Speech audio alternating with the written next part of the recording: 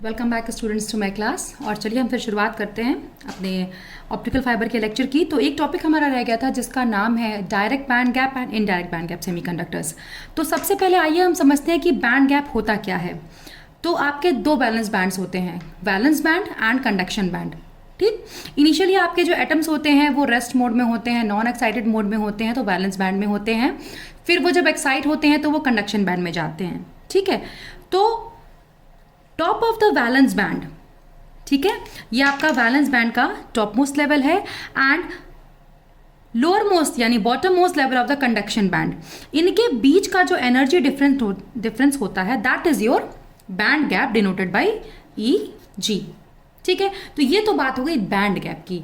अब जब हम अपने सेमीकंडक्टर्स को, जो कि ना तो पूरी तरह से चालक होते हैं और ना तो पूरी तरह से कुचालक होते हैं, मींस जो कि ना तो पूरी तरह से कंडक्टर्स होते हैं और ना तो पूरी तरह से इंसुलेटर्स होते हैं, उनको हम depending upon band gap classify कर सकते हैं डायरेक्ट और इनडायरेक्ट। ठीक है, तो top of the valence band and bottom of the conduction band के बीच का जो एनर्जी डिफरेंस होता है that is your band gap. तो अब डायरेक्ट बैंड गैप और इनडायरेक्ट बैंड गैप को समझने के लिए हमने एक कर्व प्लॉट किया है जो एनर्जी और मोमेंटम यानी के प्रोपेगेशन कांस्टेंट के मध्य होता है। तो डायरेक्ट बैंड गैप सेमीकंडक्टर्स में क्या होता है, ये जो के की वैल्यू होती है वो 0 होती है। मतलब कि आपका जो इलेक्ट्रॉन वैलेंस बैंड में है, अगर उसे कंडक्शन बैंड में है और अगर उसे वैलेंस बैंड में आना है तो उसे किसी भी मोमेंटम की आवश्यकता नहीं होगी। ठीक है, मतलब कि वो डायरेक्टली यहाँ से कंडक्शन बैंड से वैलेंस बैंड में जंप कर सकेगा और एक photon of energy hν transmit या रेडिएट करेगा। इसी वजह से हमारे डायरेक्ट बैंड गैप सेमीकंडक्टर्स जैसे gallium arsenide, gallium phosphide, gallium arsenide phosphide, ये सब हमें रेडिएशन प्रोवाइड करते हैं और इन्हीं का इस्तेमाल हम LED और लेज़र के लिए करते हैं। ठीक है, तो डायरेक्ट बैंड गैप सेमीकंडक्टर्स वे सेमीकंडक्टर्स हुए जिसमें आपका जो maximum of the valence band and the minimum of the conduction band lie at the same value of electron crystal momentum।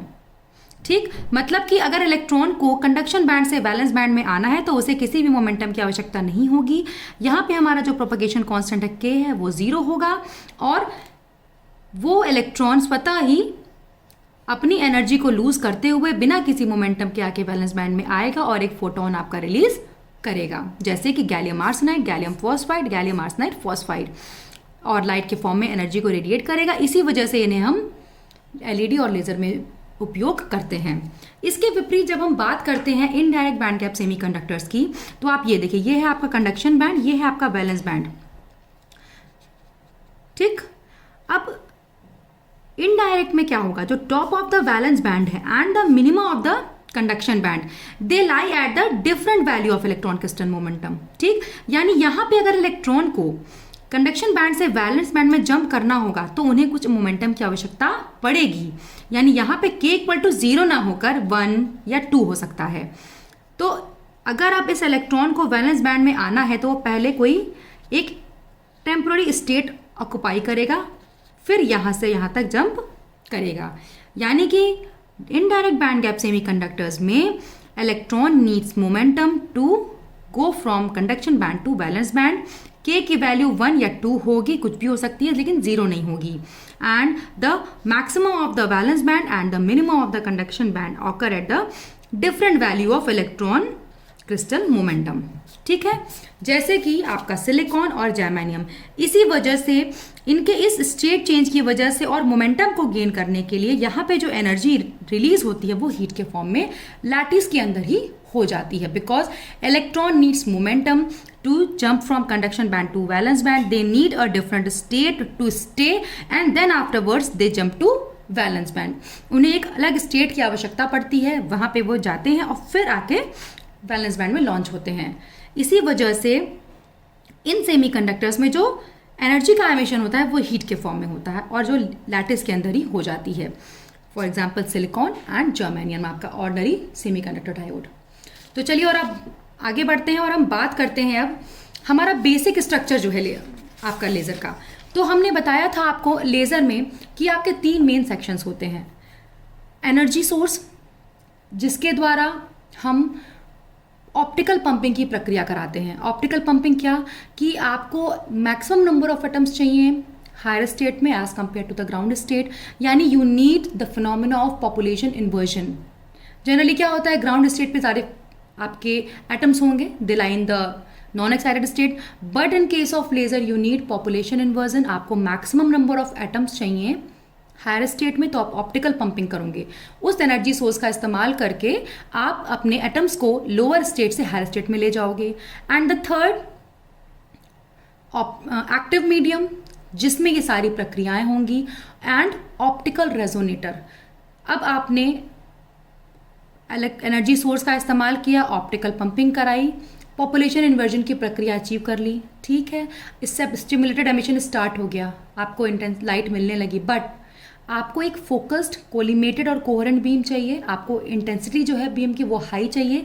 तो इसके लिए आप क्या लगाते हो, ऑप्टिकल रेजोनेटर यूज़ करते हो। लाइट का रेजोनेट होना, एक पोजीशन से दूसरे पोजीशन पे जाना, ठीक। अगर दो पोजीशन है तो इसी के बीच बैक एंड फोर्थ रेजोनेट होना, तो लाइट का रेजोनेट होना, जैसा कि आपको फिगर में दिख रहा होगा। एनर्जी सोर्स ऑप्टिकल पंपिंग के लिए, ठीक। एक्टिव मीडियम, जहाँ पे ये सारी स्टिमुलेटेड एमिशन वगैरह प्रक्रियाएं होंगी, आपका फोटोन एमिट होगा। एंड ऑप्टिकल रेजोनेटर बनाने के लिए दो मिरर्स, एक फुली सिल्वर्ड एंड एक पार्शली सिल्वर्ड मिरर, ठीक है। इसको समझने के लिए एक छोटी सी चीज़ देखते हैं हम, ये, ठीक। सबसे पहला आपका इनिशियली सारे सेंटर्स ग्राउंड स्टेट में है, ये देखिए नॉन एक्साइटेड स्टेट्स में, ठीक। यानी ये आपका रिफ्लेक्टिंग मिरर, ये आपका non reflecting mirror. Non excited state में आपका देखिए ज़्यादा एटम्स हैं, ठीक। तो initially active centres ground state में है सारे, नॉन एक्साइटेड। फिर हमने ऑप्टिकल पंपिंग करी, ऑप्टिकल पंपिंग से हमने पॉपुलेशन इन्वर्जन अचीव किया, मैक्सिमम नंबर ऑफ एटम्स को हमने स्टेट 1 से स्टेट 2 में अब पहुंचा दिया, यानी सारे एटम्स अब यहाँ चले गए। अब स्टिमुलेटेड एमिशन की प्रक्रिया कराई, हमने एक फोटोन दिया, एटम को उसने एक्साइट किया, अब वो एटम से टकराया, वो एटम ग्राउंड स्टेट में आया और एक और फोटोन उसने दिया, अब आपके पास 2 फोटोन हो गए। तो थर्ड में आपने फोटोन एमिशन कराया, स्टिमुलेटेड एमिशन की प्रक्रिया करा दी, ठीक। नेक्स्ट आपने क्या किया, एक स्पेसिफिक डायरेक्शंस के फोटोन को आपने सेलेक्ट किया। भाई आप कोशिश पूरी कर रहे हो कि हम जिस फोटोन से एमिट करा रहे हैं एटम में, वो फोटोन जाए और नेक्स्ट फोटोन एमिट करे, पर अब सारे फोटोन्स एक ही डायरेक्शन में जाए, that is not practically feasible. तो जो एक डायरेक्शन में गए उनको हमने ले लिया और रेस्ट को हमने छोड़ दिया, ठीक। एम्प्लीफिकेशन कराने के लिए हमने क्या किया कि फोटोन्स को नंबर ऑफ टाइम्स इसी मीडियम में हमने पास किया, ऑप्टिकल फीडबैक की प्रक्रिया कराई, ठीक। अब रैंडम डायरेक्शन के फोटोन्स को हमने छोड़ दिया, लाइट को एम्पलीफाई कराना है, बूस्टअप कराना है। आपको क्या चाहिए, हाई इंटेंसिटी की लाइट, तो आप क्या करोगे, एक डायरेक्शन के फोटोन को लोगे, रैंडम डायरेक्शन के फोटोन को रिजेक्ट कर दोगे, लाइट को एम्पलीफाई कराने के लिए क्या करोगे, नंबर ऑफ टाइम्स उन्हें रिफ्लेक्ट कराने की प्रक्रिया कराओगे, ऑप्टिकल फीडबैक स्टार्ट होगा और आपका लाइट धीरे धीरे एम्पलीफाई होना शुरू हो जाएगी, ठीक। धीरे धीरे लाइट का ऑसिलेशन स्टार्ट हो जाएगा और आपकी इंटेंसिटी बहुत ही तेजी से बढ़ना शुरू हो जाएगी। This is the action of your optical resonator, ठीक है। यानी कि अगर आपको लेजर को समझना है तो 3 चीजें समझनी है, एक एनर्जी सोर्स जिसके द्वारा आप ऑप्टिकल पंपिंग करोगे, एक्टिव मीडियम जहां पे आपकी ये सारी स्टिमुलेटेड एमिशन की प्रक्रियाएं होंगी, तीसरा आपका फैब्रिक पेराउट रेजोनेटर या ऑप्टिकल रेजोनेटर, जहां पे लाइट आपकी बैक एंड फोर्थ रेजोनेट करेगी, ऑसिलेट करेगी और इंटेंसिटी को बढ़ाने का काम किया जाएगा। इनिशियली जितने भी आपके एटम्स होंगे, जैसा कि नॉर्मली होता है, आपके ग्राउंड स्टेट में होंगे, हम पंपिंग करेंगे, स्टेट 1 से स्टेट 2 में पहुंचाएंगे, स्टिमुलेटेड एमिशन की प्रक्रिया होगी, सेम डायरेक्शन के फोटोन को सिलेक्ट किया जाएगा, डिफरेंट डायरेक्शंस वाले को रिजेक्ट किया जाएगा। फिर अब हमें चाहिए हाई इंटेंसिटी लाइट, तो हम ऑप्टिकल फीडबैक की प्रक्रिया स्टार्ट होगी, लाइट को एम्पलीफाई करेंगे और लाइट धीरे धीरे इसी तरह से ऑसिलेट करती जाएगी आपकी refractive and non refractive mirror में, और आपकी लाइट की इंटेंसिटी धीरे धीरे बढ़ती चली जाएगी।